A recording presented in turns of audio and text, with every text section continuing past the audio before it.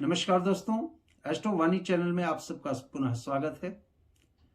उपायों की श्रृंखला में आज और एक नायाब तोहफा या यूं कह लें कि एक नायाब और बहुत सुंदर प्रयोग आप लोगों के समक्ष प्रस्तुत करने जा रहा हूं। विगत 2 वर्षों से आप सबको पता है कि कोरोना नामक व्याधि के कारण कईयों के व्यापार बिल्कुल समाप्ति के कागार पर आ गए। चलती नौकरियां लोगों की बंद हो गईं।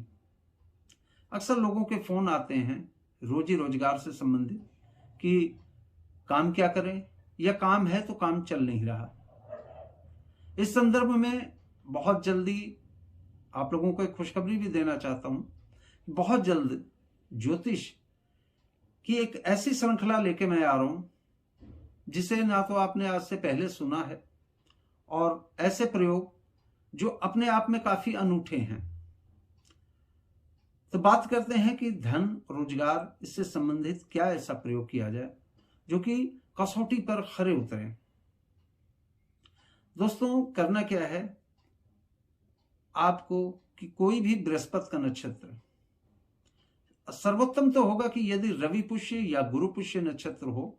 अगर आपको 100% रिजल्ट लेना है तो आपको थोड़ा सा इंतजार करना होगा रवि पुष्य नक्षत्र का और गुरु पुष्य नक्षत्र का। जब भी ये आप स्थानीय पंडित जी से या स्थानीय किसी विद्वान से आप पूछ सकते हैं कि ये नक्षत्र किन दिनों में पड़ेगा। और आजकल तो हिंदू कैलेंडर नाम का एक ऐप आ रहा है जिसे आप सबके पास एंड्रॉयड फोन है या आईफोन है, आप उसमें डाउनलोड करके भी देख सकते हैं। तो आपको करना क्या है कि 2 ग्राम के करीब तांबा, शुद्ध तांबा लेना है और 2-3 ही ग्राम चांदी लेनी है, और इसी अनुपात में आपको तांबा लेना है। चांदी, तांबा और पीतल, इसे अच्छी तरह से याद रखें। तीनों धातुएं पूर्णतः शुद्ध होनी चाहिए, इसका भी विशेष ध्यान रखें।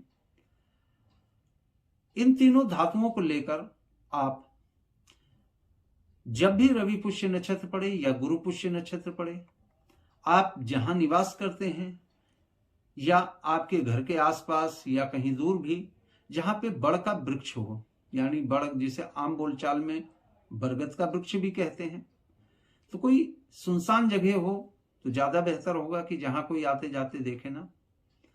आप वहां जाकर उस वृक्ष के नीचे यानी उसकी जड़ों के पास एक छोटा सा गड्ढा आप खोदें और इन तीनों धातुओं को वहां पर दबा दें।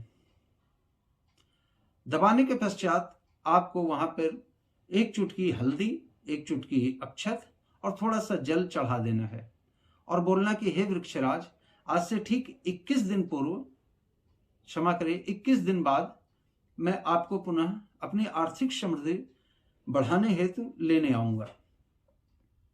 मात्र और मात्र इतना करना है और आपको वो दबा के प्रणाम करके चले आना है।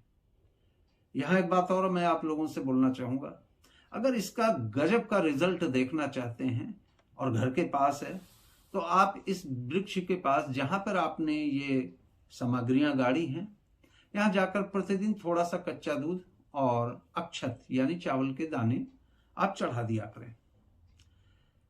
अब आपने जिस दिन इसको दबाया उससे आप काउंट करना प्रारंभ करें कि 21 दिन कब पूरा हुआ।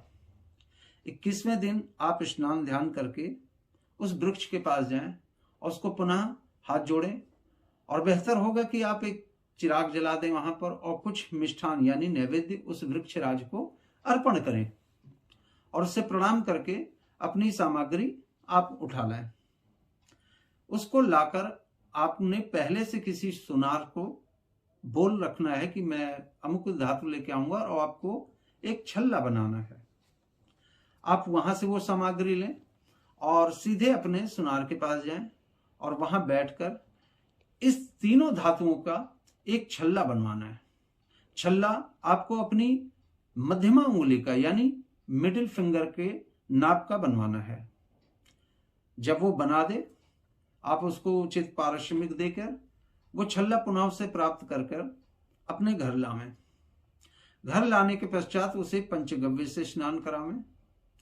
पंचगव्य नहीं है तो गंगा जल से स्नान करावें, धूप दीप दें और तत्काल उसी समय उस पर श्री सूक्त, ये सबसे महत्वपूर्ण बात है, इसको ध्यान से सुने कि श्री सूक्तम का एक पाठ आपको तत्काल करना है।